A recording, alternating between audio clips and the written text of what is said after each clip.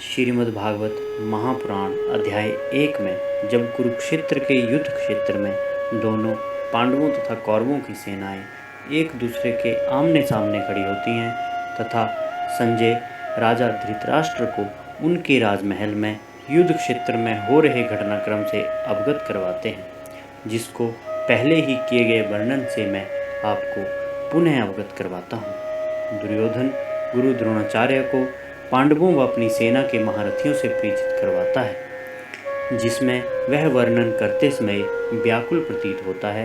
हालांकि उसके पास सभी महान सेनापति थे जो अकेले ही किसी सेना को पराजित करने का सामर्थ्य रखते थे, परंतु फिर भी उसे हार का भय था, क्योंकि पांडवों की ओर स्वयं श्री भगवान वासुदेव कृष्ण विराजमान थे। दुर्योधन की इस व्याकुलता को देखते हुए महामहिम भीष्म की प्रतिक्रिया तथा युद्ध क्षेत्र में आगे होने वाले घटनाक्रम से मैं आपको अवगत करवाता हूँ।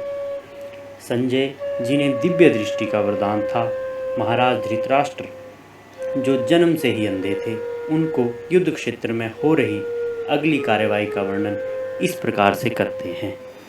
संजय कहते हैं, हे राजन, दुर्योधन को व्याकुल देख कुरुवंश के वयोवृद्ध परम प्रतापी एवं वृद्ध पितामह ने सिंह गर्जना की सी ध्वनि करने वाले अपने शंख को उच्च स्वर से बजाया, जिससे दुर्योधन को हर्ष हुआ। अर्थात कुरुवंश के वयोवृद्ध पितामह अपने पौत्र दुर्योधन का मनोभाव जान गए और उसके प्रति अपनी स्वाभाविक दयावश उन्होंने उसे प्रसन्न करने के लिए अत्यंत उच्च स्वर से अपना शंख बजाया, जो उनकी सिंह के समान स्थिति के अनुरूप था। हालांकि महामहिम को भी विजय की आशा नहीं है, किंतु वह जानते हैं कि दूसरे पक्ष में साक्षात भगवान श्री कृष्ण हैं, फिर भी अपने कर्तव्य पूर्ति हेतु उनके द्वारा यह प्रतिक्रिया की गई। संजय कहते हैं, हे राजन, महामहिम भीष्म के सिंह की दहाड़ जैसे स्वर में शंखनाद करते ही पूर्ण कुरुवंश की ओर से सेनापतियों द्वारा पूरे जोश में शंख, नगाड़े, बिगुल, तुरही तथा सींग सहसा का वादन एक साथ किया गया। वह इकट्ठा स्वर अत्यंत कोलाहलपूर्ण था। संजय कहते हैं, हे राजन, महामहिम भीष्म के शंखनाद से युद्ध के आरंभ की गर्जना तथा उनके साथ अन्य कौरवों की ओर से लड़ने वाले सेनापतियों द्वारा किए गए शंखनाद के उपरांत पांडवों की ओर से श्वेत घोड़ों द्वारा खींचे जाने वाले विशाल रथ पर आसीन श्री कृष्ण तथा अर्जुन ने अपने अपने दिव्य शंख बजाए। तात्पर्य, भीष्म देव द्वारा बजाए गए शंख की तुलना में कृष्ण तथा अर्जुन के शंखों को दिव्य कहा गया है। दिव्य शंखों के नाद से यह सूचित हो रहा था कि दूसरे पक्ष की विजय की कोई आशा न थी, क्योंकि कृष्ण पांडवों के पक्ष में थे। जयस्तु पांडुपुत्राणाम येषाम पक्षे जनार्दना, जय सदा पांडु के पुत्रों जैसों की होती है, क्योंकि भगवान कृष्ण उनके साथ हैं और जहाँ जहाँ भगवान विद्यमान हैं वहीं वहीं लक्ष्मी भी रहती है। अतः जैसा कि विष्णु या भगवान कृष्ण के शंख द्वारा उत्पन्न दिव्य ध्वनि से सूचित हो रहा था, विजय तथा श्री दोनों ही अर्जुन की प्रतीक्षा कर रही थी। इसके अतिरिक्त जिस रथ में दोनों मित्र आसीन थे, वह अर्जुन को अग्नि देवता द्वारा प्रदत्त था और इससे सूचित हो रहा था कि तीनों लोकों में जहाँ कहीं भी यह जाएगा वहाँ विजय निश्चित है। संजय कहते हैं, हे राजन, भगवान कृष्ण ने अपना पंचजन्य शंख बजाया, अर्जुन ने देवदत्त शंख तथा अति भोजी एवं अति मानवीय कार्य करने वाले भीम ने पौंड्र नामक भयंकर शंख बजाया। इस श्लोक में भगवान कृष्ण को ऋषिकेश कहा गया है, क्योंकि वे ही समस्त इंद्रियों के स्वामी हैं। सारे जीव उनके भिन्नांश हैं, अतः जीवों की इंद्रियां भी उनकी इंद्रियों के अंश हैं। भगवान समस्त जीवों के हृदयों में स्थित होकर उनकी इंद्रियों का निर्देशन करते हैं, किंतु वे इस तरह निर्देशन करते हैं कि जीव उनकी शरण ग्रहण कर ले, और विशुद्ध भक्त की इंद्रियों का तो वे प्रत्यक्ष निर्देशन करते हैं। यहाँ कुरुक्षेत्र की युद्ध भूमि में भगवान कृष्ण अर्जुन की दिव्य इंद्रियों का निर्देशन करते हैं।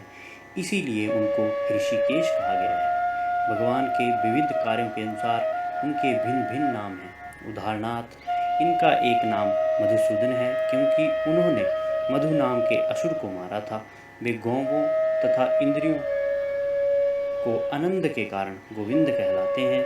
वसुदेव के पुत्र होने के कारण इनका नाम वासुदेव है। देवकी को माता रूप में स्वीकार करने के कारण इनका नाम देवकी नंदन है। वृंदावन में यशोदा के साथ बाल लीलाएं खेलने के कारण ये यशोदा नंदन है। अपने मित्र अर्जुन का सारथी बनने के कारण पार्थ सारथी हैं। इसी प्रकार उनका एक नाम ऋषिकेश है क्योंकि उन्होंने कुरुक्षेत्र के युद्ध स्थल में अर्जुन का निर्देशन किया। इस श्लोक में अर्जुन को धनंजय कहा गया है क्योंकि जब इनके भाई को युधिष्ठिर को विभिन्न यज्ञ संपन्न करने के लिए धन की आवश्यकता हुई तो उसे प्राप्त करने में इन्होंने सहायता की थी। इसी प्रकार भीम वृकोदर कहलाते हैं क्योंकि जैसे वे अधिक खाते हैं उसी प्रकार वे अति मानवीय कार्य करने वाले हैं। जैसे हिडिंबासुर का वध, अतः पांडवों के पक्ष में श्री कृष्ण इत्यादि विभिन्न व्यक्तियों द्वारा विशेष प्रकार के शंखों का बजाया जाना युद्ध करने वाले सैनिकों के लिए अत्यंत प्रेरणाप्रद था। विपक्ष में ऐसा कुछ न था, ना तो परम निदेशक भगवान कृष्ण थे, ना ही भाग्य की देवी श्री थी। अतः युद्ध में उनकी पराजय पूर्व निश्चित थी। शंखों की ध्वनि मानो यही संदेश दे रही थी। संजय धृतराष्ट्र से कहते हैं, हे राजन, कुंती पुत्र राजा युधिष्ठिर ने अपना अनंत विजय नामक शंख बजाया तथा नकुल और सहदेव ने सुघोष एवं मणिपुष्पक शंख बजाए।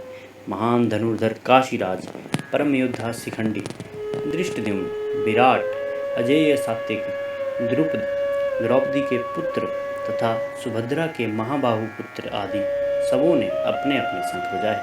तात्पर्य, संजय ने राजा धृतराष्ट्र को अत्यंत चतुराई से यह बताया कि पांडु के पुत्रों को धोखा देने तथा राज्य सिंहासन पर अपने पुत्रों को आसीन कराने की यह अविवेकपूर्ण नीति सलापनीय नहीं थी, अर्थात अच्छी नहीं थी। लक्षणों से पहले ही यह सूचित हो रहा था कि इस महायुद्ध में सारा कुरुवंश मारा जाएगा। भीष्म पितामह से लेकर अभिमन्यु तथा अन्य पौत्रों तथा विश्व के अनेक देशों के राजाओं समेत उपस्थित सारे के सारे लोगों का विनाश निश्चित था। यह सारी दुर्घटना राजा धृतराष्ट्र के कारण होने जा रही थी क्योंकि उसने अपने पुत्रों की कुनीति को प्रोत्साहन दिया था। संजय कहते हैं, हे राजन, इन विभिन्न शंखों की ध्वनि कोलाहलपूर्ण बन गई जो आकाश तथा पृथ्वी को शब्दायमान करती हुई धृतराष्ट्र के पुत्रों के हृदयों को विदीर्ण करने लगी। तात्पर्य, जब भीष्म तथा दुर्योधन के पक्ष के अन्य वीरों ने अपने अपने शंख बजाए तो पांडवों के हृदय विदीर्ण नहीं हुए। ऐसी घटनाओं का वर्णन नहीं मिलता, किंतु इस विशिष्ट श्लोक में कहा गया है कि पांडव पक्ष के शंखनाद से धृतराष्ट्र के पुत्रों के हृदय विदीर्ण हो गए। इसका कारण स्वयं पांडव और भगवान कृष्ण में उनका विश्वास है। परमेश्वर की शरण ग्रहण करने वाले को किसी प्रकार का भय नहीं रह जाता, चाहे वह कितनी ही विपत्ति में क्यों न हो।